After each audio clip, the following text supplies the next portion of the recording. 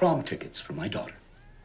A girl's senior prom is important to her, and Chris is very upset. Then she shouldn't have skipped attention. I wasn't talking to you, Miss Desjardins. When I am, you'll know because I'll be looking at you. 2.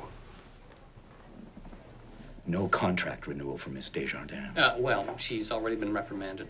Not good enough. This is her first year at UM? Yes, and we're very pleased.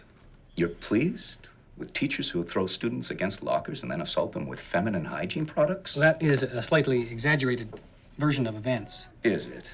Yes, it is. Besides, the state acknowledges the school's title to in loco parentis. We succeed to full parental rights during school hours. You might look at Clarkson County School District versus Crane. Oh.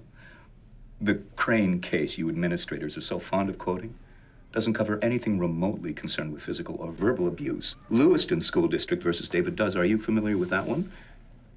Yes. Then I don't have to tell you who won.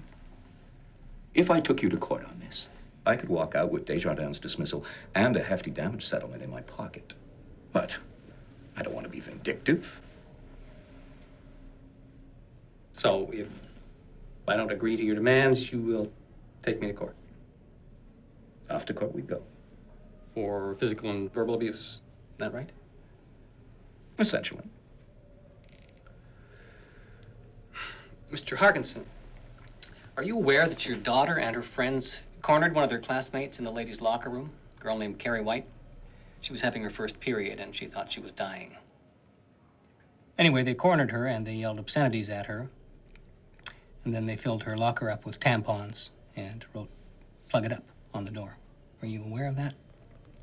I'm not a lawyer, Mr. Harkinson, but that sounds a lot like physical and verbal abuse to me.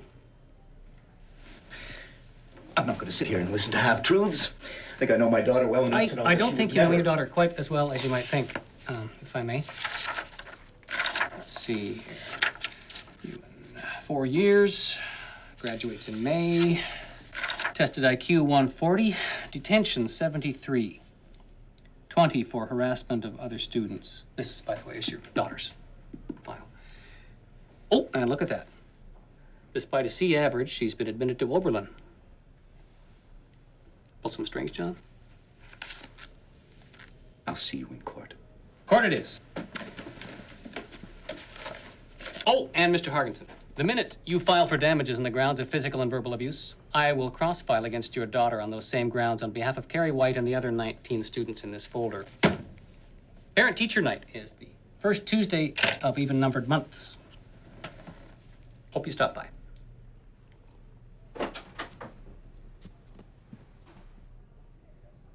Did he already say, "I'll see you in court"?